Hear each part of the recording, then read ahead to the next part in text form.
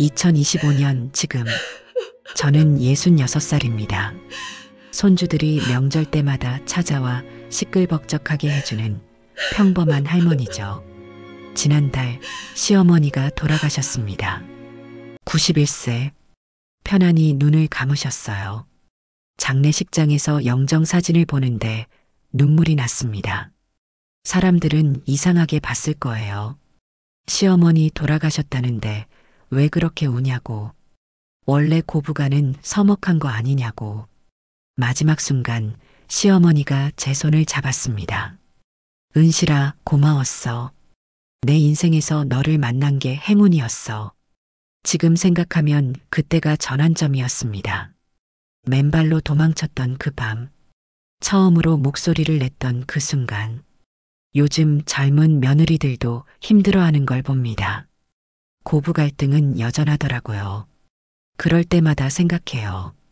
제 이야기가 누군가에게 힘이 될 수 있지 않을까? 용기를 낼 수 있지 않을까?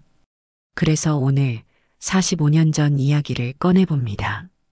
1980년 그 밤, 임신 만삭의 몸으로 도망쳤던 21살의 제 이야기. 그분과 제가 함께 어떤 길을 걸어왔는지 들어보시겠어요? 여러분, 사연 시작하기 전에 구독과 좋아요 눌러주시면 건강과 복이 가득 들어옵니다. 오늘도 마음 담아 단풍길 사연 시작합니다. 21살 봄이었습니다. 버스에서 내려 흘길을 걸으며 처음 본 시댁 마을은 논두렁 끝에서 바다가 아득히 보이는 곳이었죠. 은실아, 저기 보이는 게 우리 집이다. 남편 병수 씨가 가리킨 곳엔 기와지붕에 흰 벽을 두른 집이 있었습니다. 마당엔 감나무가 한 그루, 우물가엔 박 넝쿨이 올라가고 있었고요. 아, 여기가 이제 내 집이 되는구나. 가슴이 두근거렸습니다. 대문을 열고 들어서니 시어머니가 마루에 앉아 계셨어요. 어서 와라. 고생했네. 그 목소리가 딱딱하면서도 어딘가 외로워 보였습니다. 시어머니 박춘자 씨는 50대 중반, 일찍 남편을 여의고 혼자 병수 씨를 키우셨다고 들었거든요. 어머니, 잘 모시겠습니다. 내가 깊이 인사하자 시어머니 입가에 작은 미소가 스쳤습니다. 은실아, 네가 우리 집 기둥이 되어라. 그 말이 지금도 귀에 맴돕니다. 그땐 그게 축복인 줄 알았죠. 친정은 전라도 산골, 아버지는 소장농이셨고 어머니는 장터에서 나무를 파셨습니다. 넉넉하지 않은 살림의 동생들까지 여럿이라 제가 시집가는 게 식구 하나 던다고 생각하셨죠. 은실아, 시집가면 말 잘 듣고 살아라. 참고 견디면 다 네 복이 된다. 친정어머니가 버스 타는 날까지 그 말씀을 몇 번이나 하셨는지 몰라요. 그래, 나도 이 집 사람이 되는 거야. 잘해야지. 첫날 밤부터 결심했습니다. 새벽 4시, 아직 별이 반짝이는 시간에 일어났죠. 부엌에 들어가니 시어머니가 이미 불을 지피고 계셨습니다. 어머니, 제가 할게요. 그래, 네가 해봐라. 병수밥부터 차려야 한다. 아궁이에 장작을 넣고 가마솥에 물을 붓고 쌀을 씻으며 하루가 시작됐습니다. 연기가 목구멍을 찌르고 제가 눈에 들어가도 참았죠. 이게 며느리 노릇이구나. 다 배우는 거야. 밥이 끓는 동안 마당을 쓸었습니다. 빗자루질 소리가 새벽 공기를 가르고 닭장에서 닭들이 꼬꼬댁거렸죠. 은실아, 우물물 길어와라. 펌프물은 쇠냄새가 나서 먹기 싫어. 네, 어머니. 사실 마당에 펌프가 있긴 했지만 시어머니는 늘 그렇게 말씀하셨죠. 펌프물은 빨래나 청소할 때 쓰는 거고 먹는 물은 공동우물 물이 최고야. 비탈길을 내려가 마을 공동우물까지 가는 길이 꽤 멀었습니다.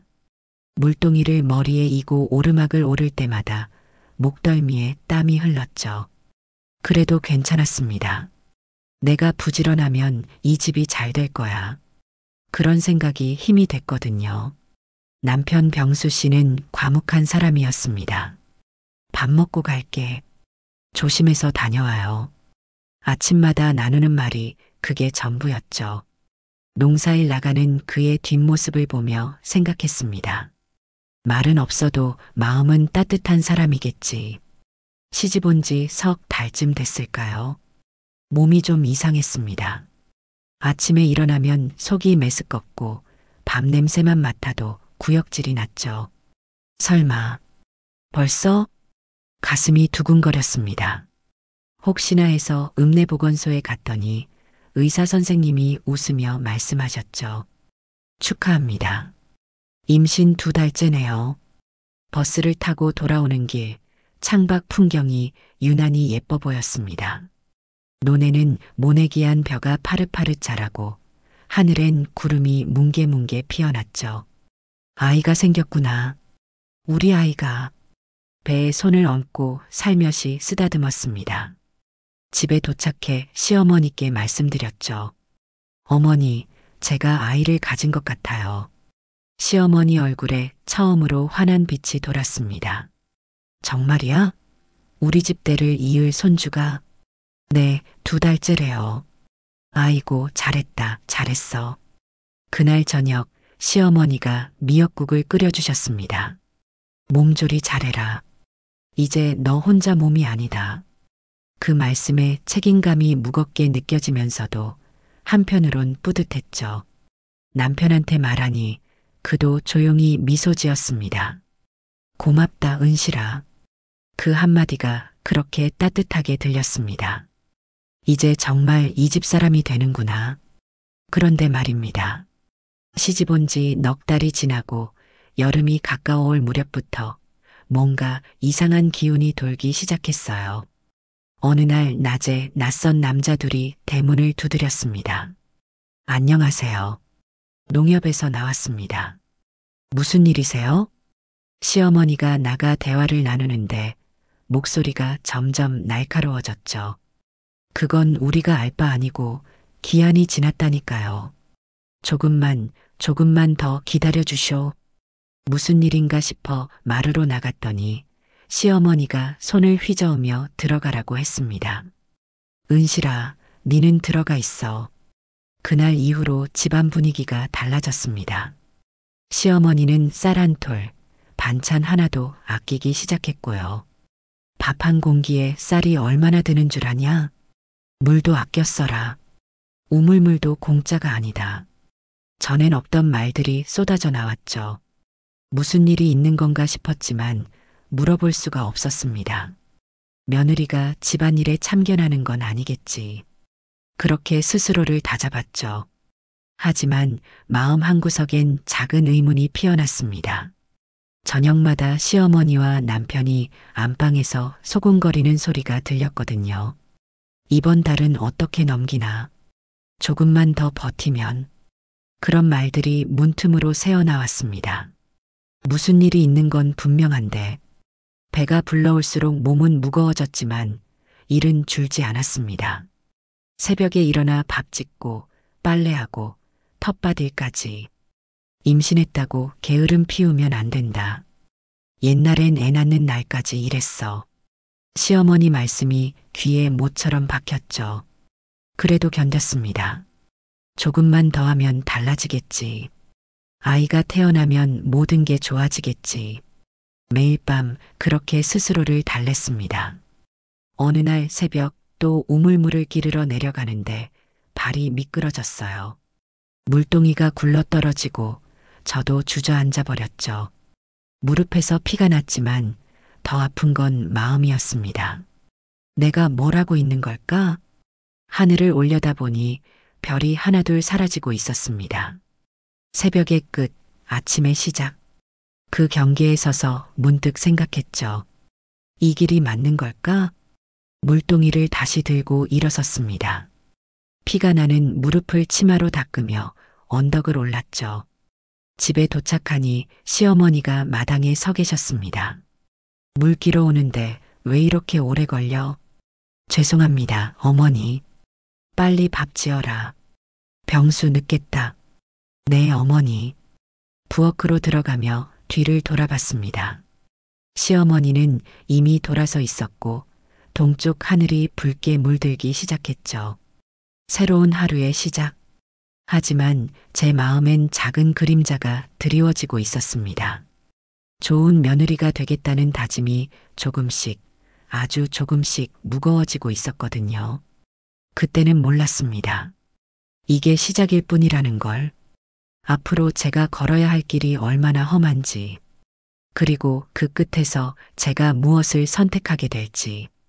아직은 봄이었고 저는 여전히 희망을 품고 있었습니다. 하지만 계절은 변하고 사람도 변하는 법이죠.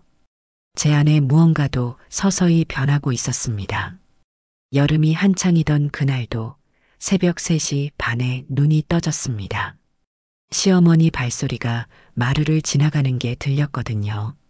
은실아, 일어났니? 방문 밖에서 들리는 목소리에 서둘러 대답했죠. 네, 어머니. 지금 나가요. 임신 넉 달째, 배가 조금씩 나오기 시작했지만 새벽 일과는 변함없었습니다. 아니, 오히려 더 일찍 일어나야 했죠. 해 뜨기 전에 밭에 물 대야 한다. 네가 가서 수로 막은 거 열어놔라. 네, 알겠습니다. 비탈 아래 논까지 내려가는 길, 이슬에 젖은 풀이 발목을 적셨습니다. 수로를 열고 물이 콸콸 흐르는 소리를 들으며 잠시 숨을 돌렸죠. 아가야, 엄마가 힘들어도 너는 건강하게만 자라렴. 배를 쓰다듬으며 혼자 중얼거렸습니다. 집으로 돌아오니 시어머니가 부엌 앞에 서 계셨어요. 물은 됐냐? 네, 어머니. 그럼 이제 아궁이에 불 지펴라. 오늘은 김치도 담가야 하니까 솥 2개 다 끓여. 장작을 아궁이에 넣고 불을 지피는데 연기가 목을 타고 올라왔습니다. 입덧이 아직 남아있어서 그런지 속이 울렁거렸죠. 참아야지. 이를 악물고 부채질을 했습니다. 불이 제대로 붙자 가마솥에서 김이 모락모락 피어올랐어요. 은실아, 우물에서 물 더 길어와. 항아리가 비었다. 네, 어머니. 물동이를 들고 또 비탈길을 내려갔습니다. 우물가에 도착하니 벌써 동네 아낙 몇 명이 나와 있었죠. 어머, 은실이 아니야? 벌써 몇 달째야?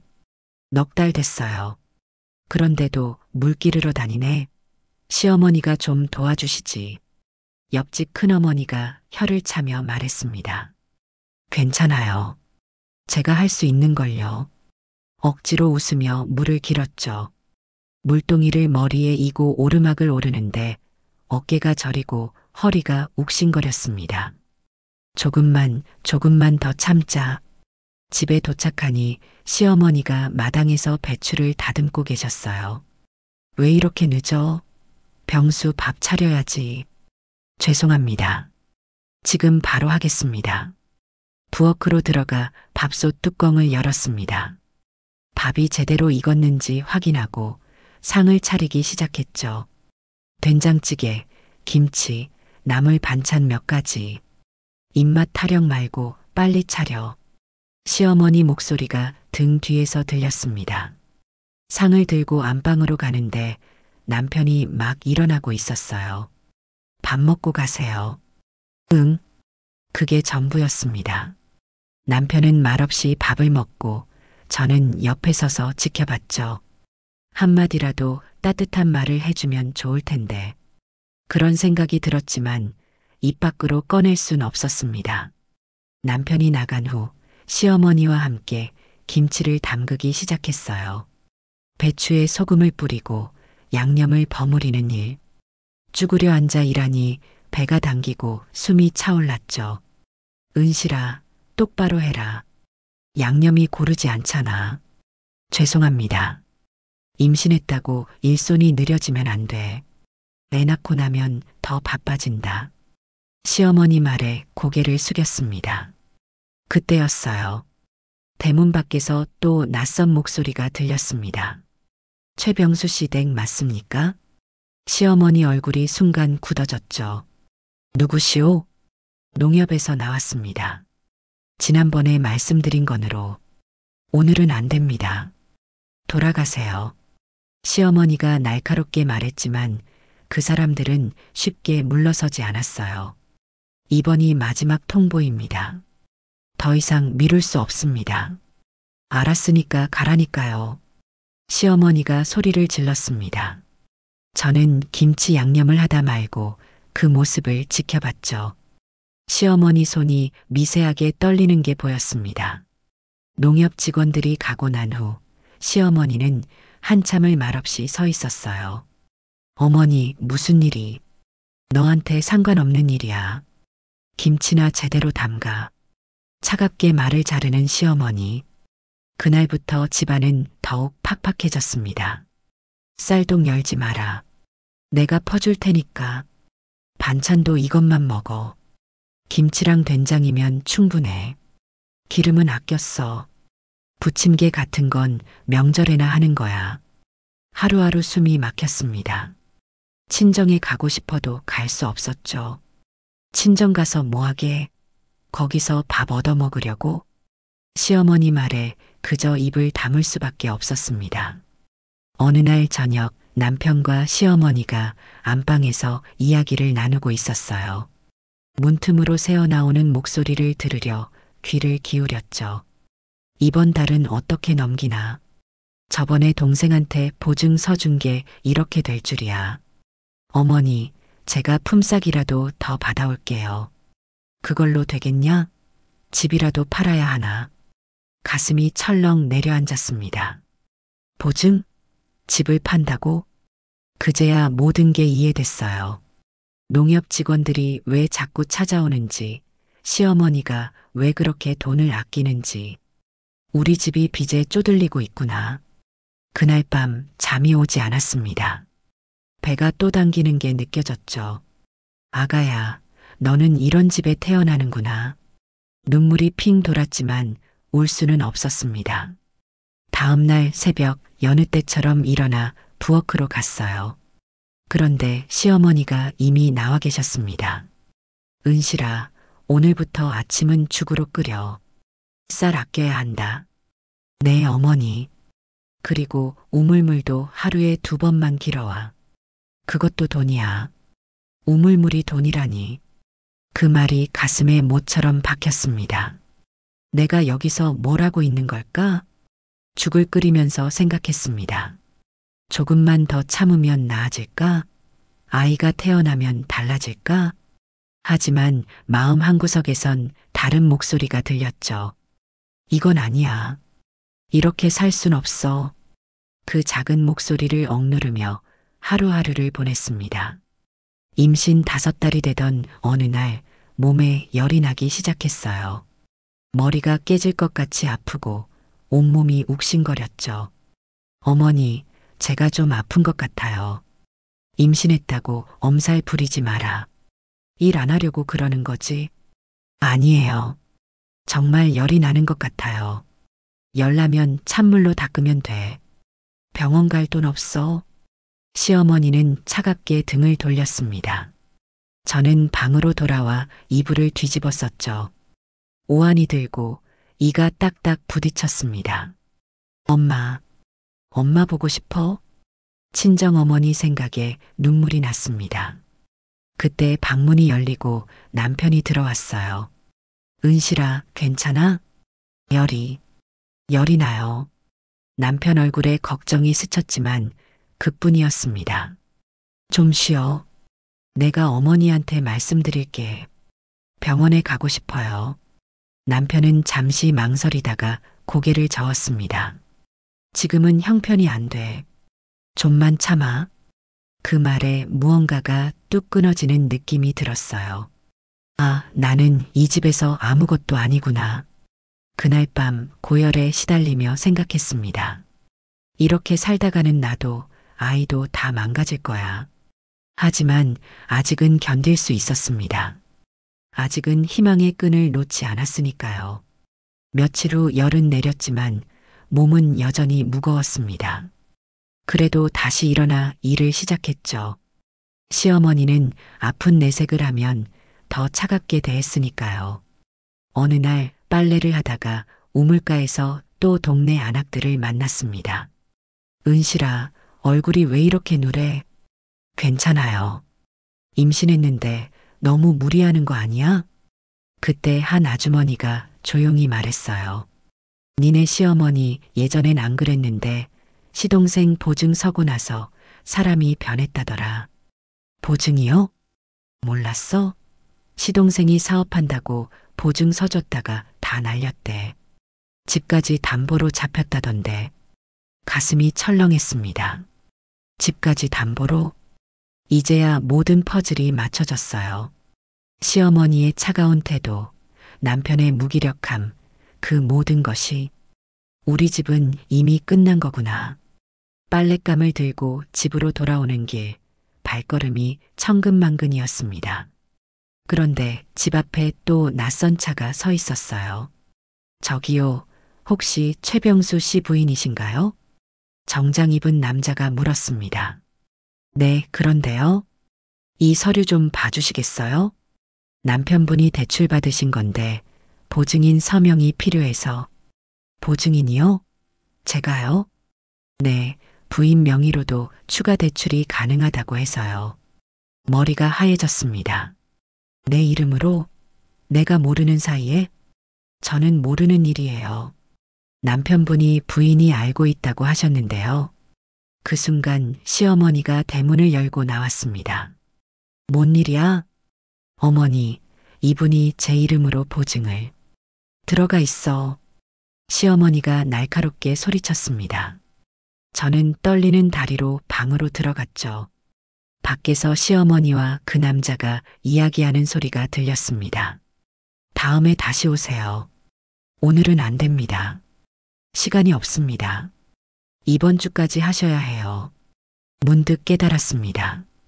이 집은 이미 무너지고 있었고 이제 저까지 그 무게에 짓눌리려 하고 있다는 걸. 도망쳐야 하나? 하지만 어디로?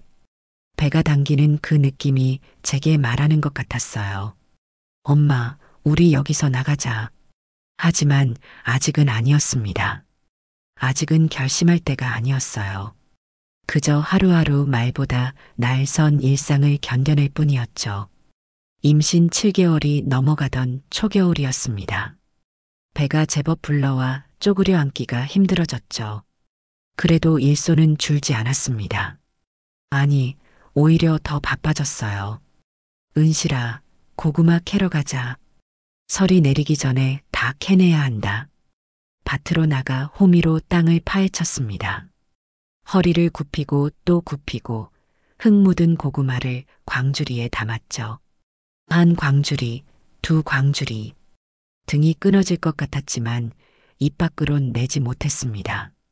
임신했다고 일 안 하면 어떡해? 옛날엔 애 낳는 날까지 일했어. 시어머니 말씀이 귓가에 맴돌았거든요.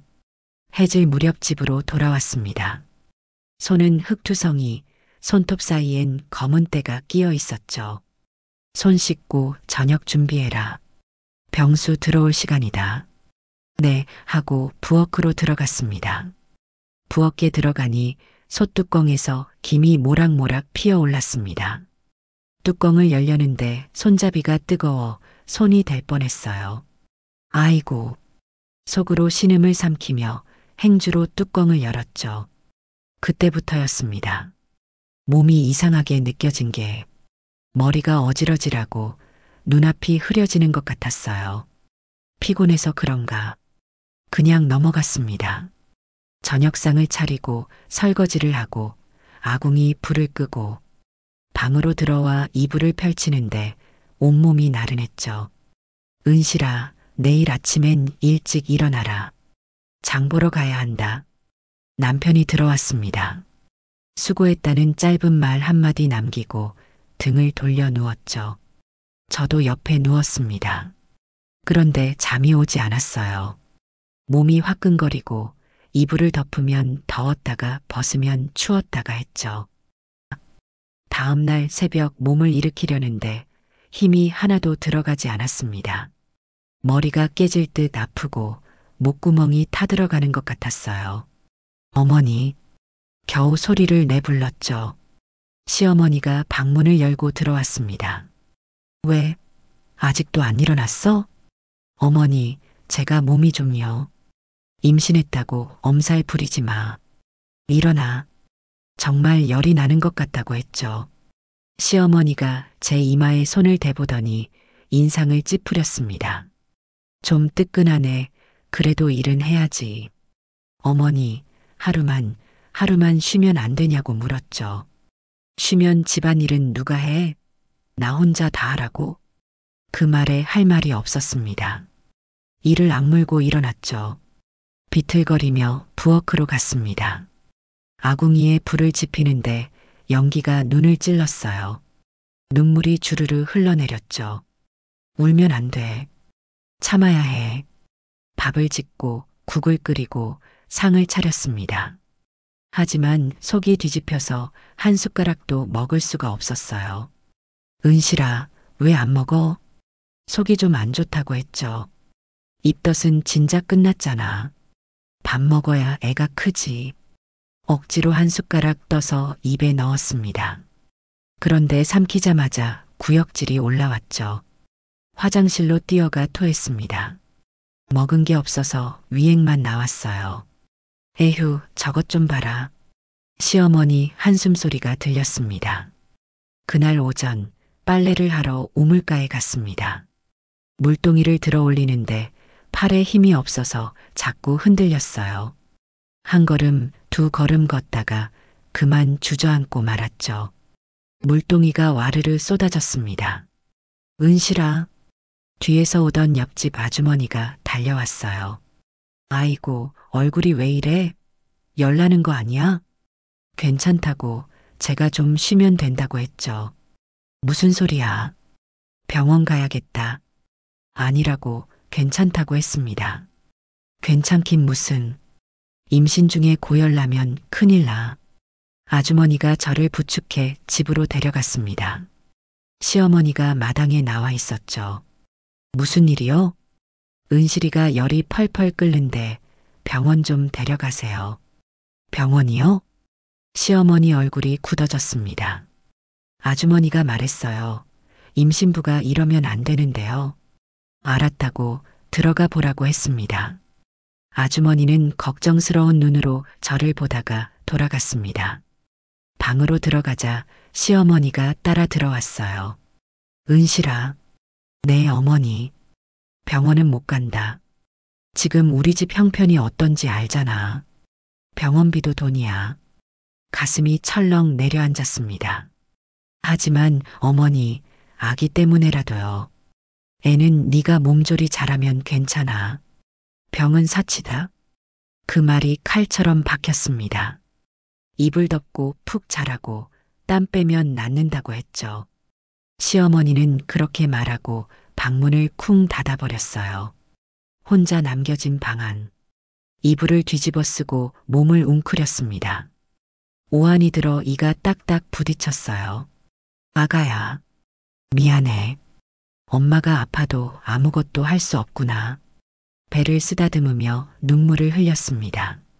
저녁 무렵 남편이 들어왔습니다. 어머니한테 들었다고 많이 아프냐고 물었습니다. 남편 목소리에 걱정이 묻어 있었어요. 마지막 희망이었죠. 저는 떨리는 손으로 남편 소매를 붙들었습니다. 남편에게 하루만 병원에 가게 해달라고 빌었어요. 제발이요. 아기 때문에라도요. 남편은 한참을 말이 없었습니다. 그러다 천천히 고개를 저었어요.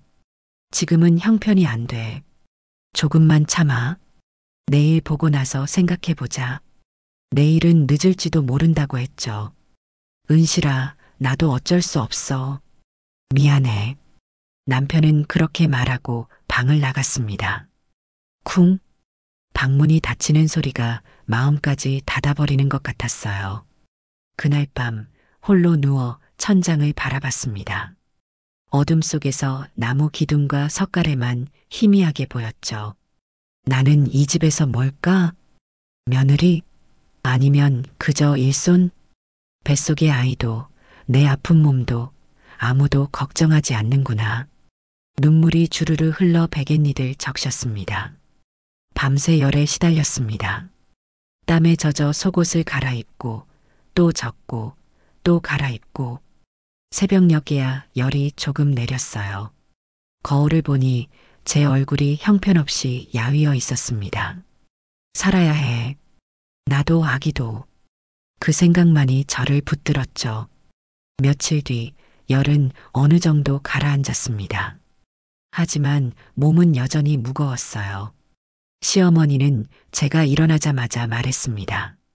이제 괜찮지. 밀린 일 해야겠다고. 다시 아궁이 앞에 앉고 빨래를 하고 마당을 쓸었습니다. 하지만 뭔가 달라졌어요. 제 마음속 무언가가. 일을 하면서도 생각했습니다. 이건 아니야. 이렇게 살 순 없어. 고열로 몸이 굳었던 그날 밤. 이불 속에서 혼자 떨던 그 순간. 남편의 소매를 붙들고 애원했지만 돌아선 그의 뒷모습.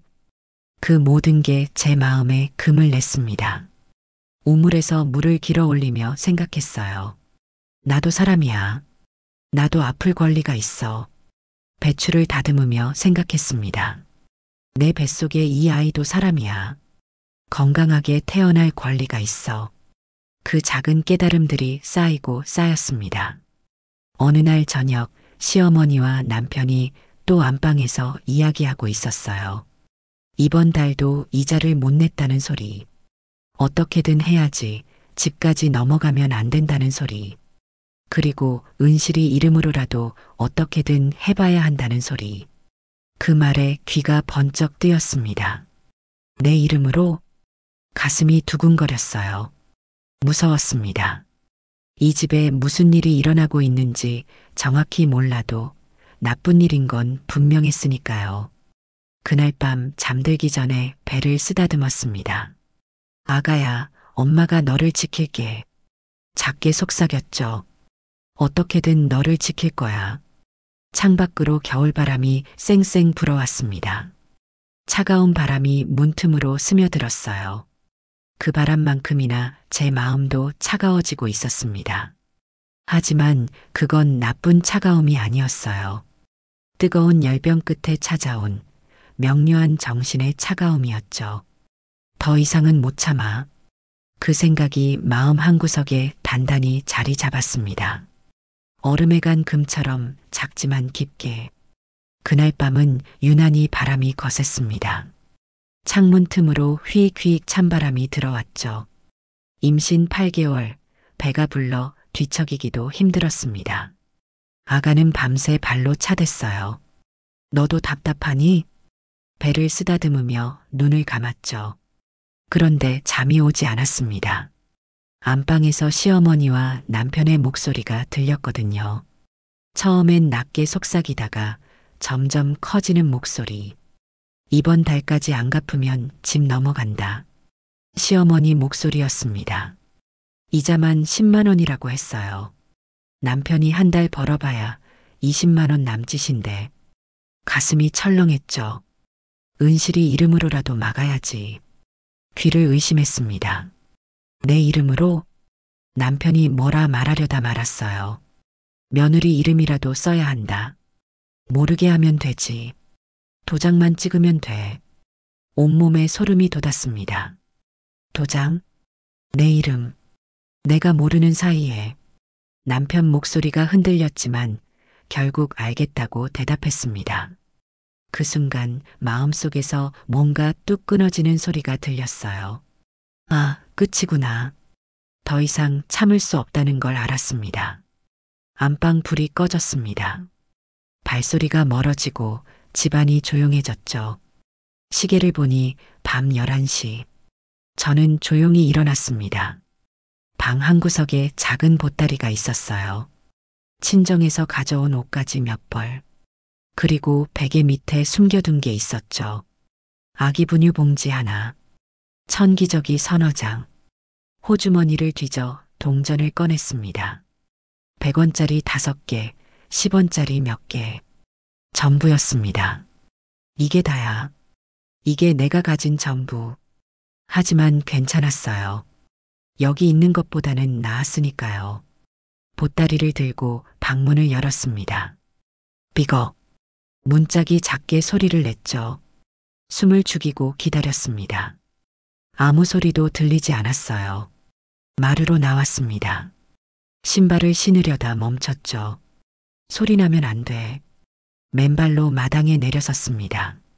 차가운 흙이 발바닥을 찔렀어요. 하지만 참았습니다. 대문을 열었습니다. 뽀드득. 삐걱.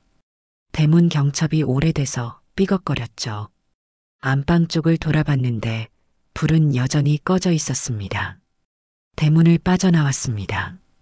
가로등 하나 없는 어둠에 달빛만이 희미하게 길을 비췄어요. 어디로 가야 할까요? 친정? 전라도 산골, 여기서 버스로 4시간. 하지만 새벽 버스는 없었습니다. 첫 차가 아침 6시. 일단 읍내로 가자. 파출소로 가자. 그렇게 결심했습니다. 비탈길을 내려가기 시작했어요. 낮에도 가파른 길, 밤에는 더 위험했죠. 발이 돌부리에 걸렸습니다. 중심을 잡으려다 신발 한 짝이 벗겨졌어요. 신발을 주우려 허리를 숙이는데 배가 당겼습니다. 아기가 또 발로 찼어요. 미안해, 아가야. 엄마가 조심할게. 한 손으로 배를 감싸고 한 손으로 보따리를 들었죠. 신발은 그냥 두고 갔습니다. 주울 시간이 없었거든요. 한쪽 발은 신발, 한쪽 발은 맨발. 기울어진 채로 걸었습니다. 자갈이 따끔따끔 발바닥을 찔렀어요.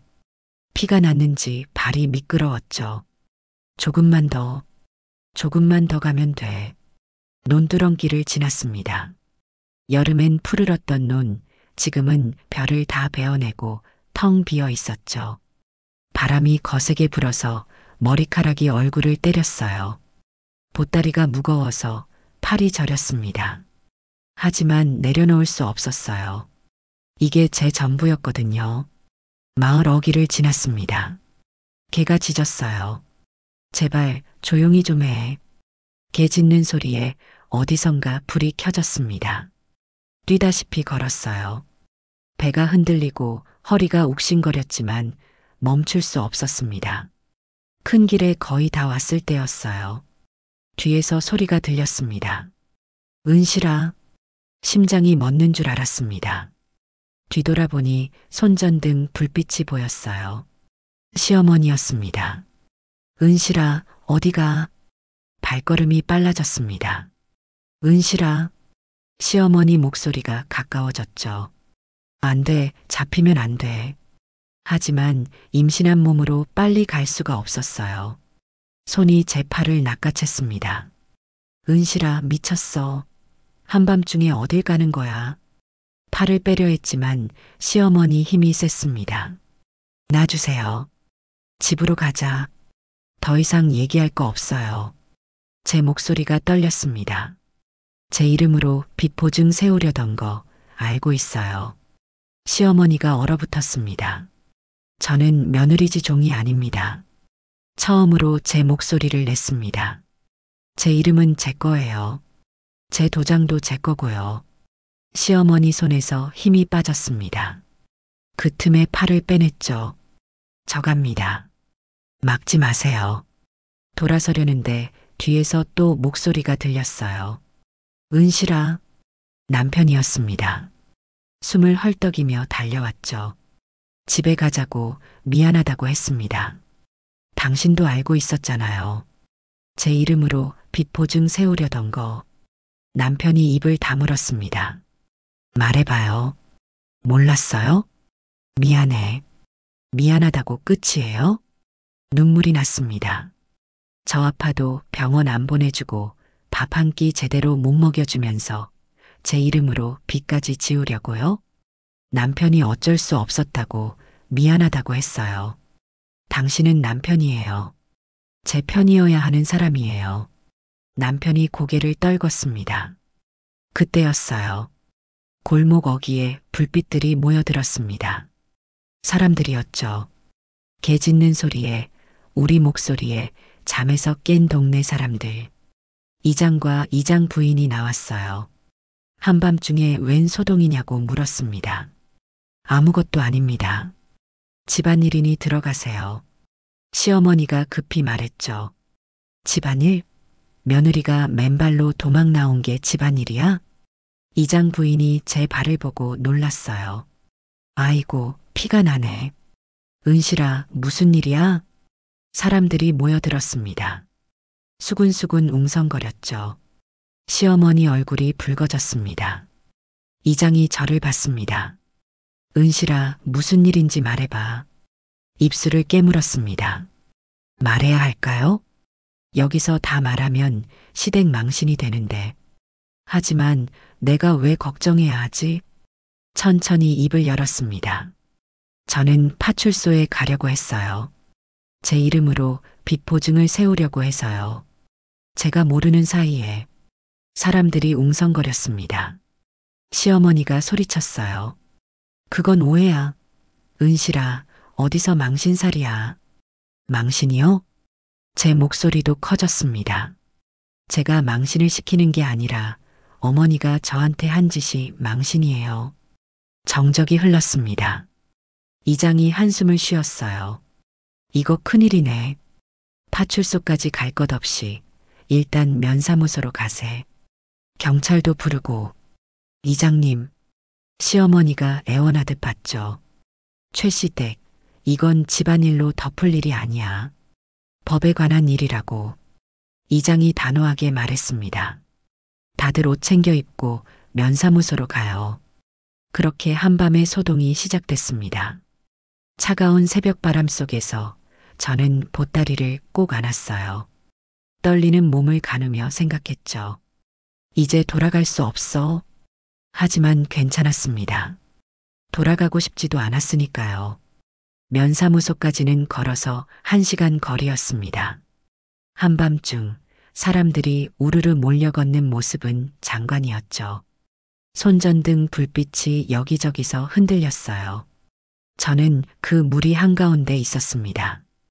이장이 앞장서서 걸었어요. 일단 면사무소 가서 경찰을 불러야 한다고. 이건 집안 문제가 아니라 법 문제라고 했습니다. 이장 부인이 제 옆에 붙어 걸으며 괜찮냐고, 발이 많이 아프지 않냐고 물었죠. 고개를 끄덕였습니다. 아팠지만 참을 수 있었어요. 이보다 더한 아픔을 견뎌왔으니까요. 뒤에서 시어머니와 남편이 따라왔습니다. 시어머니는 계속 중얼거렸어요. 망신이라고, 동네 사람들이 다 알게 생겼다고. 남편은 아무 말도 하지 않았습니다. 그저 고개를 떨군 채 걸을 뿐이었죠. 이제 와서 망신을 걱정하다니. 씁쓸한 웃음이 나왔습니다. 면사무소에 도착했습니다. 불 꺼진 건물. 이장이 관리인을 깨워 문을 열었어요. 관리인이 부랴부랴 전화를 걸어 경찰을 불렀습니다. 우리는 민원실에 모여 앉았죠. 차가운 플라스틱 의자, 형광등 불빛이 너무 밝아 눈이 부셨어요. 동네 사람들이 수군거렸습니다. 빚이 얼마나 됐길래 저러냐고.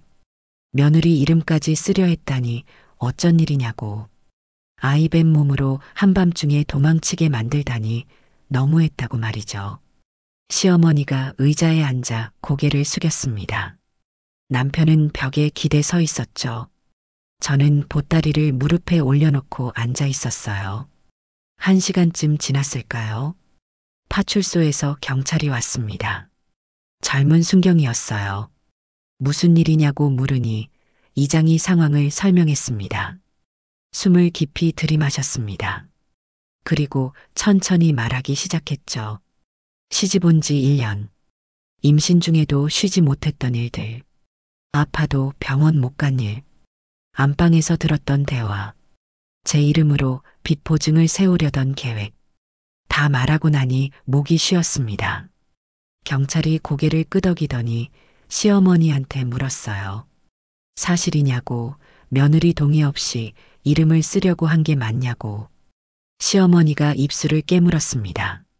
집안을 지키려고 그랬다고 작은 목소리로 말했죠. 경찰이 한숨을 쉬었어요. 대리서명은 명백한 위법이라고 형사처벌 대상이라고 했습니다. 시어머니 얼굴이 하얗게 질렸어요. 형사처벌이냐고 되물었지만 경찰은 단호했습니다. 사문서 위조죄가 성립된다고.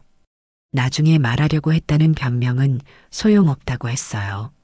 더구나 임신부를 한밤중에 도망치게 만든 건 심각한 문제라고 했죠. 동네 사람들이 웅성거렸습니다. 시어머니가 급히 말했어요. 잘못했다고 하지만 고소까지는 말아달라고. 경찰이 말했습니다. 어떻게 할 거냐고, 고소하겠냐고 물었습니다. 모두의 시선이 저에게 쏟아졌습니다. 시어머니 눈빛, 남편 눈빛, 동네 사람들 눈빛. 손이 떨렸어요. 고소를 하면 어떻게 될까? 시어머니는 형사처벌을 받을 거고, 동네에서 손가락질 받을 생각을 하니 마음은 안 좋았어요. 하지만 다시 그 집으로 돌아가서 똑같은 삶을 살아야 하는 걸까?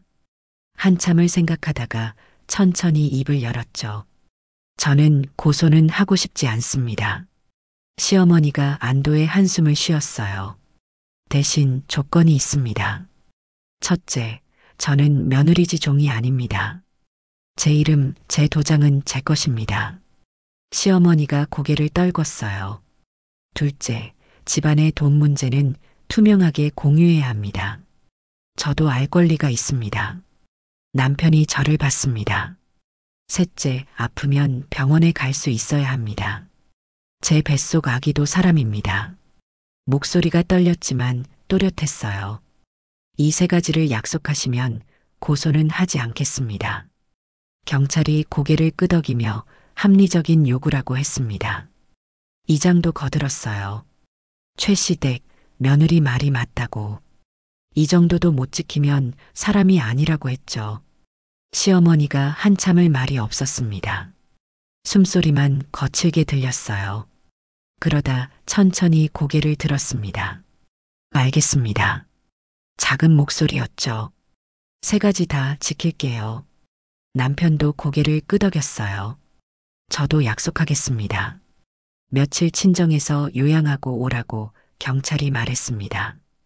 그동안 시댁에서는 마을 이장 이폐하의 가계부를 정리하고 앞으로 어떻게 살 건지 계획을 세우라고 했죠.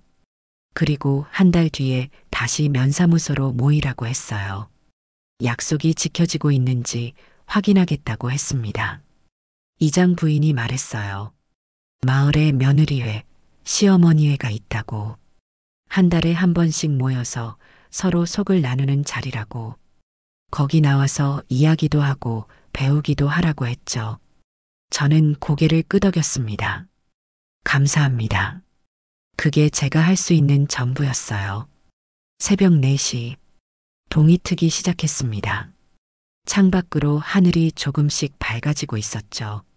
이장 부인이 저를 데리고 먼저 나갔어요. 친정 쪽으로 가는 버스 정류장까지 함께 가주겠다고 했습니다. 뒤돌아보니 시어머니와 남편이 서 있었어요.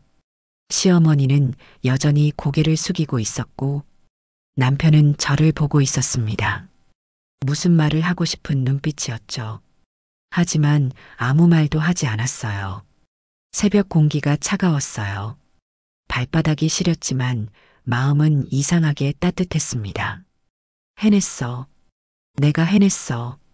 처음으로 제 목소리를 냈고, 처음으로 제 권리를 주장했고, 처음으로 사람들 앞에서 당당하게 섰습니다.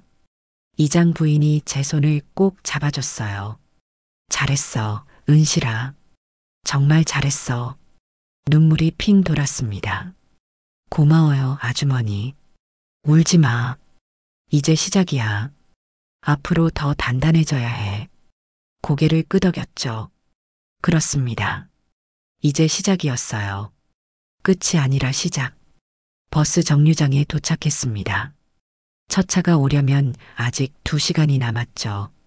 이장 부인이 대합실 의자에 앉으라고 했습니다. 여기서 좀 쉬어. 버스 오면 타고 친정 가.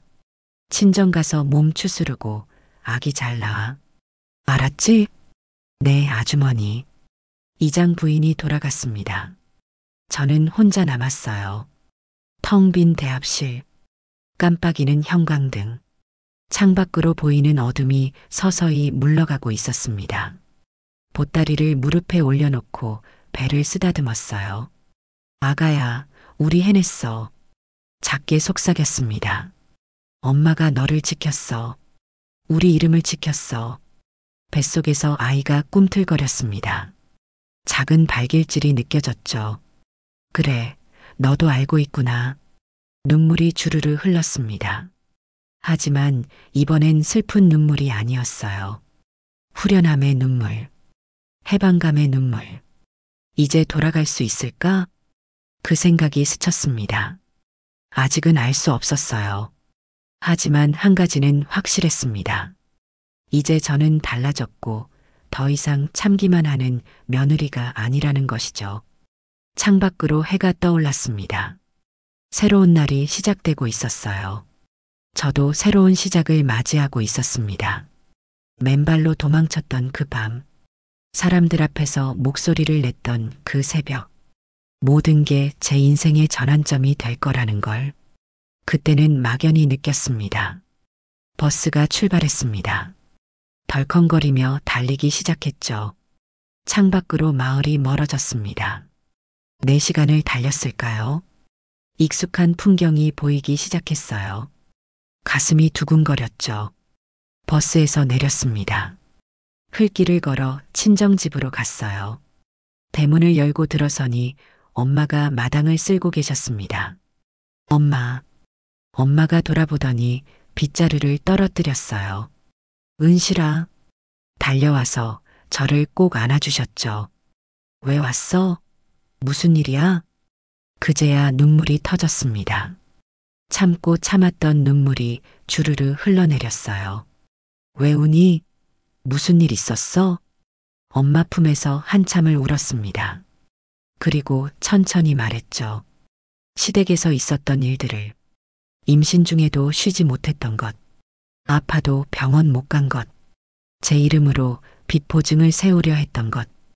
다 말하고 나니 엄마가 저를 꼭 안았습니다. 엄마가 잘못했다. 참고 살라고만 했지. 아니야, 엄마. 네가 얼마나 힘들었을까. 우리는 한참을 울면서 그렇게 서 있었어요. 방으로 들어갔습니다.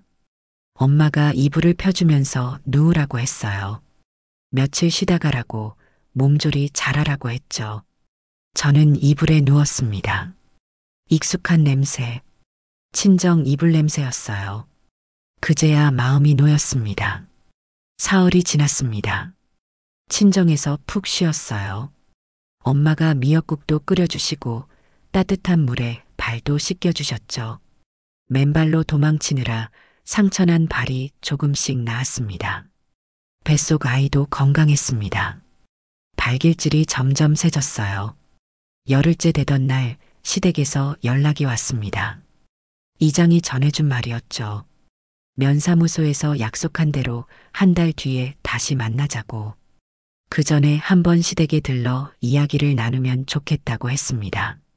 엄마가 갈 거냐고, 아직 쉬어야 하는 거 아니냐고 물으셨어요. 저는 가야 한다고, 이제 피할 수 없다고 했죠.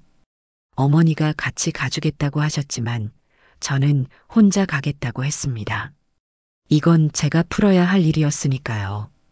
버스를 타고 시댁 마을로 갔습니다. 논두렁 끝에 바다가 보이는 집. 1년 전 처음 왔을 때가 떠올랐죠. 좋은 며느리가 되겠다고 다짐했던 그때. 지금의 저는 많이 달라졌습니다. 대문을 열고 들어갔어요. 마당에서 시어머니가 물을 다듬고 계셨습니다. 저를 보더니 손을 멈추고 일어서셨죠. 왔냐고 들어가 앉으라고 하셨습니다. 어색한 침묵이 흘렀어요. 안방으로 들어갔습니다. 이불, 옷장, 벽지 냄새. 한 달 전까지 제가 살던 방이었어요. 시어머니가 차를 끓여왔습니다. 따뜻한 차를 건네주시며 앉으셨죠. 한참을 말이 없었습니다. 그러다 시어머니가 천천히 입을 열었어요. 많이 생각했다고, 제게 한 짓이 잘못됐다고 했습니다. 시어머니 목소리가 떨렸어요. 자기도 젊었을 때 시집살이가 힘들었다고, 시어머니한테 매일 구박받고 아파도 쉬지 못했다고, 그렇게 사는 게 당연한 줄 알았다고 했습니다. 며느리는 원래 그렇게 사는 거라고 배웠으니까요. 근데 저를 보면서 많은 걸 느꼈다고 했습니다. 그게 아니구나 하고, 고생이 벌이 되면 고통은 대물림 되는구나 하고 말이죠. 시어머니가 미안하다고, 진심으로 미안하다고 말했습니다. 그리고 고개를 숙였어요. 처음으로 진심 어린 사과였습니다. 그때 남편이 들어왔습니다. 밭일을 하다 온 듯 옷에 흙이 묻어 있었어요. 저를 보더니 멈춰섰죠. 그리고 앉았습니다. 한참을 말없이 있다가 입을 열었어요. 그날 네 이름으로라도 막아보려 했어. 떨리는 목소리였습니다. 집을 지키고 어머니를 도와야 한다고 생각했다고. 근데 잘못 생각했다고 했습니다. 내가 지켜야 할 건 집이 아니라 너였어. 남편 눈에 눈물이 맺혔습니다. 저를 지켜주지 못했다고, 미안하다고 했어요. 시어머니가 가계부를 꺼냈습니다. 보여준다고, 앞으로는 숨기지 않겠다고 했죠. 공책을 펼쳐서 보여주셨습니다. 빚이 100만 원 있고 시동생 보증 서줬다가 떠하는 거라고 하셨어요. 이자 내고 나면 남는 게 없다고 했어요. 그래서 악착같이 아꼈던 거라고. 미안하다고 말했어야 했는데 창피하고 무서워서 숨겼다고 했습니다. 남편이 도장이랑 통장도 함께 관리하자고 했습니다. 혼자 결정하는 게 아니라 셋이서 함께 하자고 했죠. 제가 제시한 3가지 조건이었습니다. 그걸 지키겠다는 약속. 저는 천천히 고개를 끄덕였어요. 그리고 가계부를 천천히 넘겨봤습니다. 숫자가 빼곡히 적혀 있었어요. 쌀값, 반찬값, 기름값, 비누값. 시어머니가 한 푼 한 푼 기록한 흔적이 보였습니다. 이렇게 힘들었구나 생각했어요. 이렇게 막막했구나. 하지만 그래도 제게 말했어야 했습니다. 숨기지 말고 함께 고민했어야 했어요.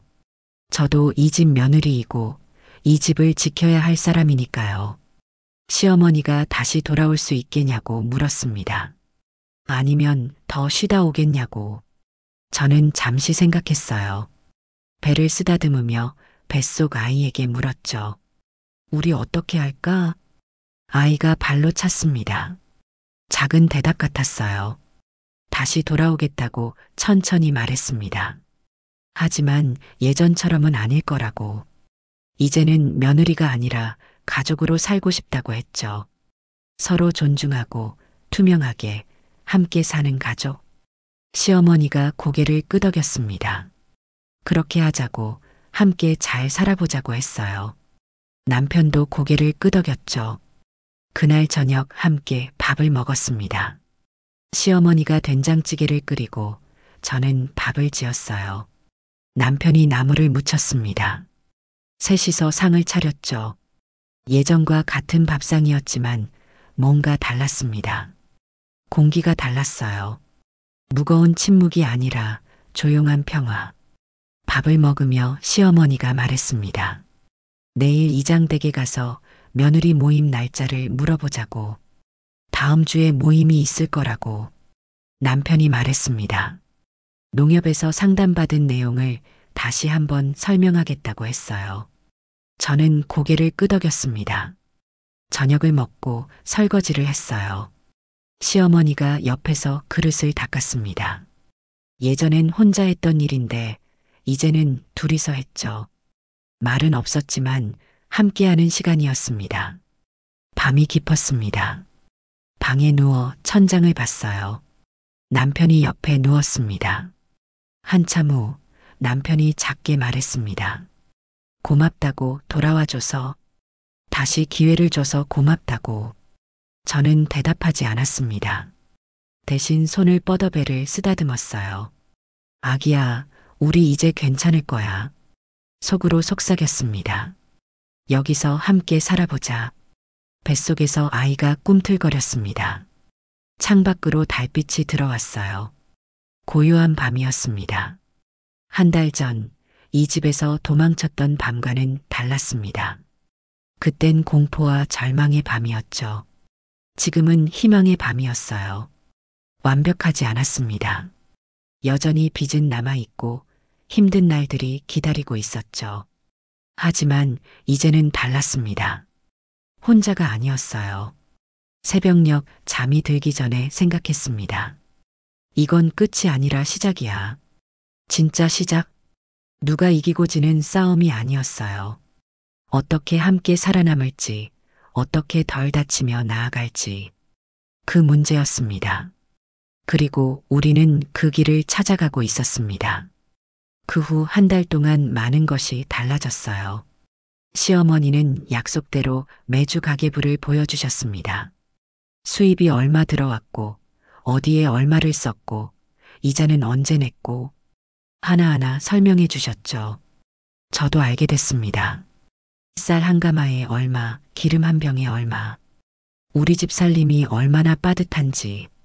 하지만 이제는 무섭지 않았어요. 함께 알고, 함께 고민하니까요. 남편도 달라졌습니다. 품삯을 더 벌겠다고 새벽부터 일을 나갔어요. 저녁 늦게 돌아와 지쳐 있어도 몸은 괜찮냐고 제게 물었습니다. 작은 관심이었지만 저에겐 큰 위로였어요. 어느 날 이장 부인이 찾아왔습니다.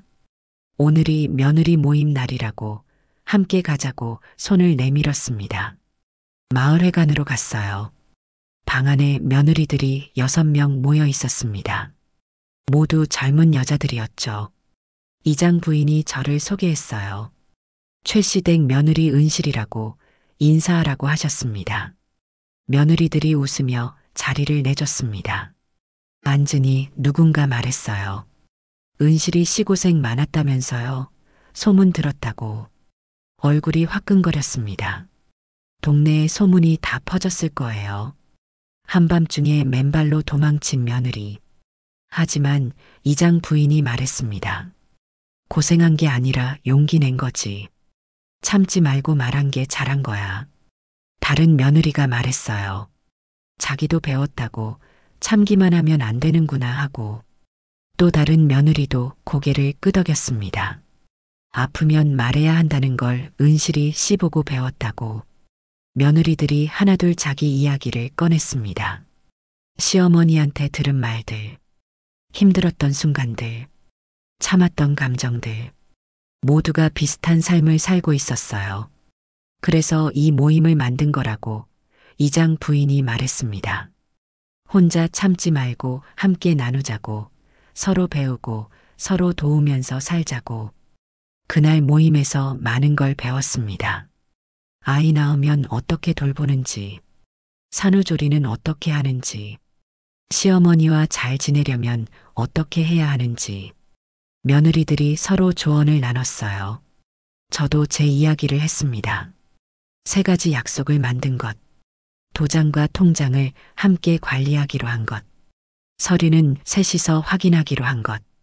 며느리들이 눈을 반짝이며 들었습니다.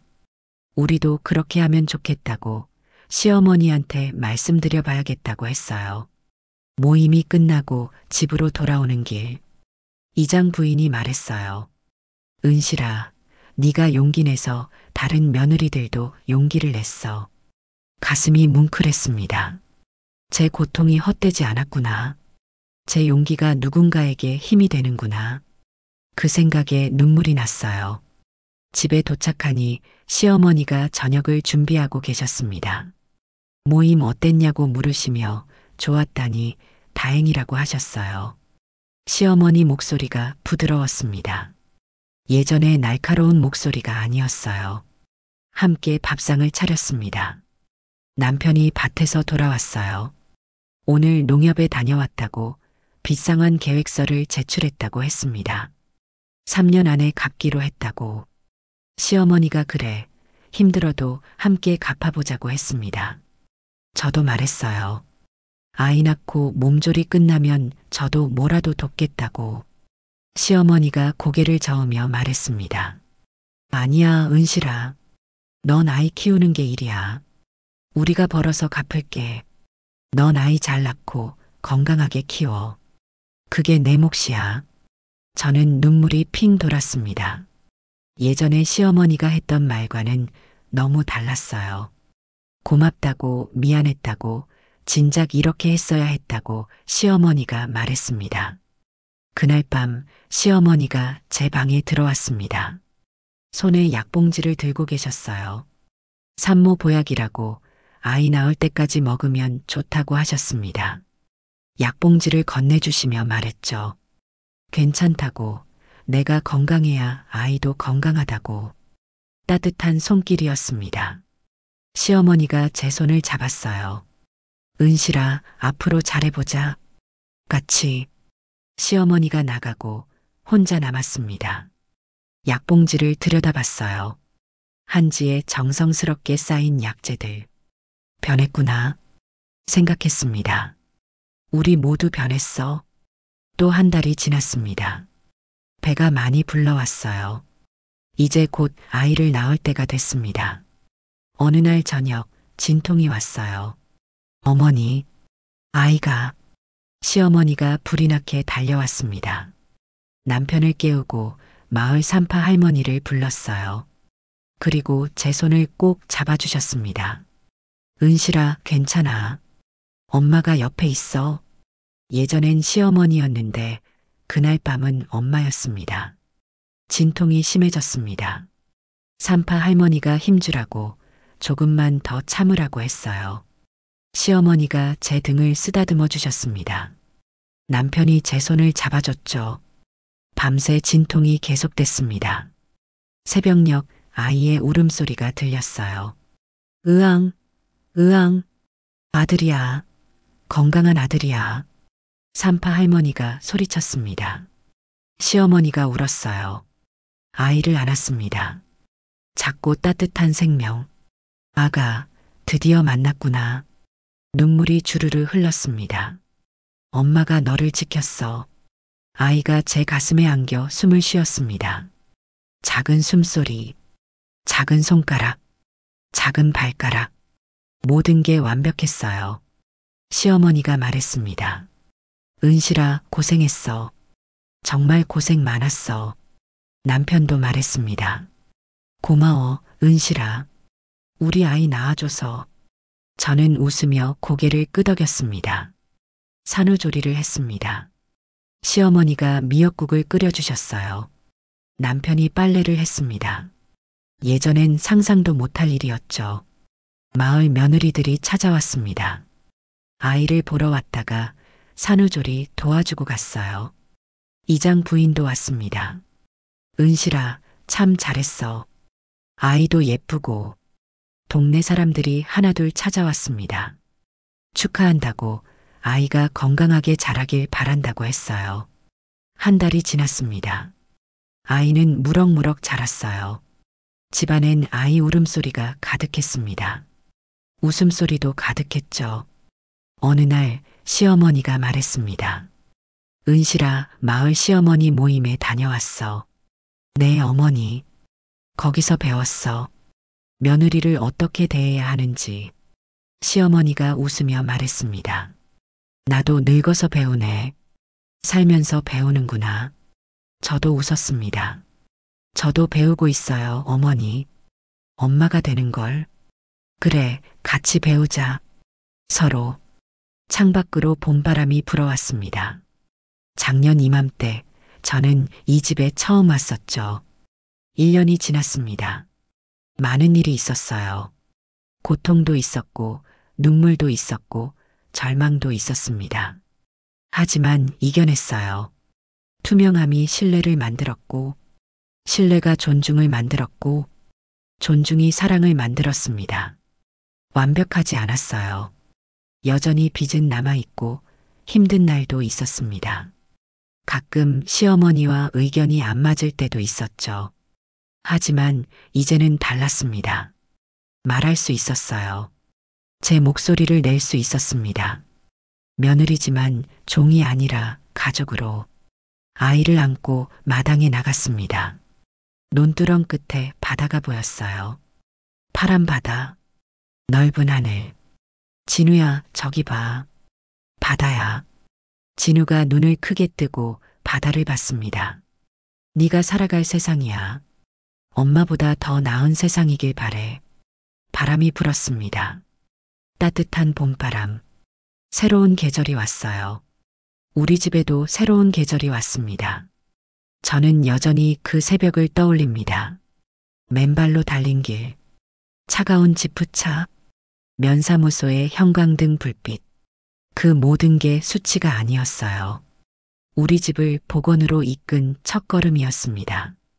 고통은 대물림되지 않습니다. 용기가 대물림됩니다. 저는 제 아이에게 물려줄 겁니다. 참지 말고 목소리를 내라는 사람이 되는 걸요. 아이가 제 품에서 잠들었습니다. 작은 숨소리, 평화로운 얼굴. 이 아이는 행복하게 자랄 겁니다. 엄마가 지켜낸 세상에서 해가 따뜻하게 내리쬐었습니다.